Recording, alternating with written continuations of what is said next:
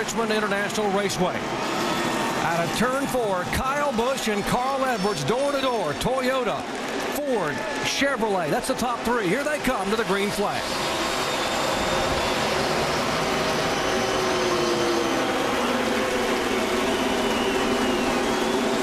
With the waving of the green flag, the 16 car and the 29 have now clinched their way into the chase. Greg Biffle and Kevin Harvick are in the 2008 chase for the Sprint Cup.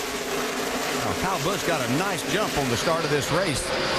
See a lot of racing there. Dale Jr. a little front bumper action to Carl Edwards. He was wearing that back bumper out on that 99 car in 3 and 4. He's hung up on the outside right now, as you can see him come off of turn 2. Jeff Burton on the inside of Dale Jr. That's not always a bad thing, though. That's not a bad group to be in. Although the racetrack is green, that could hurt him just a little bit early.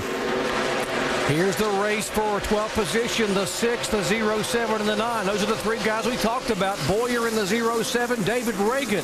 You got to love the way this race lined up because these guys did not qualify. I think that's the way they ought to come to Richmond every year, is just line these guys up by points. Keep them all around each other. And as you guys said, David Reagan has nothing to lose. Just put the hammer down and go after it, which is exactly what he's doing here in the early laps. Well, he put himself in front of the 07 right now, and that's sending him a message. Hey, I have a pretty good race car here, too. Shannon? Yeah, as far as Clint Boyer's concerned, his crew chief, Gil Martin, told me that he actually is happy that the way that this race lined up without qualifying, because, of course, all of the guys in the top 12 are around each other. He said he feels that those drivers know what's at stake, and he feels that they'll be a little bit safer, especially on restarts at the start of this race. David Reagan's best career finish came here a year ago. He finished 3rd, and if he'd had 15 more laps, he could have won this race. That car was that good. He equaled that best finish at Michigan just a few weeks later. Dave. And on that 6 car, I talked to Jimmy Fenning, the crew chief, this morning. He wishes they had qualifying. They had to start 13th, and Jimmy felt like he had at least a top 10 qualified car. And on the short track, that starting position is so important, and keeping the track position. You don't want to get down early. I'm seeing a lot of cars really slide around here right now. There's just no grip. There's no grip in either groove right now, but as much rain as what we had, there's no way that there's any rubber left. So these guys are just trying to find some way of getting around this racetrack until we have the competition yellow at lap 35 and they can adjust on their cars. 24 and 16. There's Jeff Gordon going by. The 16 Biffle, you've already mentioned, he has now clinched his spot in the chase. Gordon's still looking for win number 1.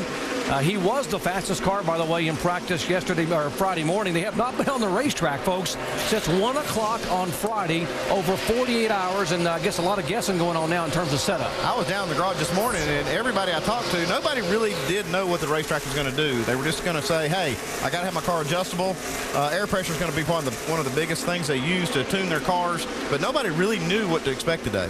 No, they didn't, but what we're seeing right now is what we expect from Richmond. They're able to pass on the bottom. Some cars able to pass on the high side, and that's exactly what we expect. We see Tony Stewart there trying to get around Jeff Burton. Jeff Gordon, he got up against the wall, got a little bit too close there, and that's what they're going to fight, is that lack of grip on the exit of the corners. Here's what happened to the 24 a moment ago. Top of your screen, watch him sliding out and just getting against it there. Wow. Yeah, he did get against it. That's the concrete part of the wall, too, off the corner. That turn 2 really narrows up as you come off the corner, and that's what happened to Jeff. He just ran out of room. Doesn't seem to have hurt his car. He's still going to the front. And he had a kind of a weird practice on Friday. He wasn't all that good early, and then next thing you know, you turn around and he's on the top of the sheet. So looks like he's kind of taking up where he left off. He's still pretty good here. Yeah, and this is good to see that they're able to be. I was really concerned about whether this race team, with what they've been fighting, was going to be able to handle this daytime situation, but this shows just the championship caliber race team that they are. Junior making a move. Well, they're battling for this. Kevin Harvick's actually run Junior down and had passed him. Now Junior's come back on him. So Kevin Harvick's car looked very, very strong here at the beginning of this race. Dale Earnhardt Jr. looked like he was going to win it here back in May, but got a little contact with 2 laps to go. They brought the same race car back they thought would be just as good, if not better, here to get win number 2. Well, when they waved the green flag, this guy, Greg Biffle, officially became a part of the 2008 chase for the Sprint Cup, and the crew high fives all around.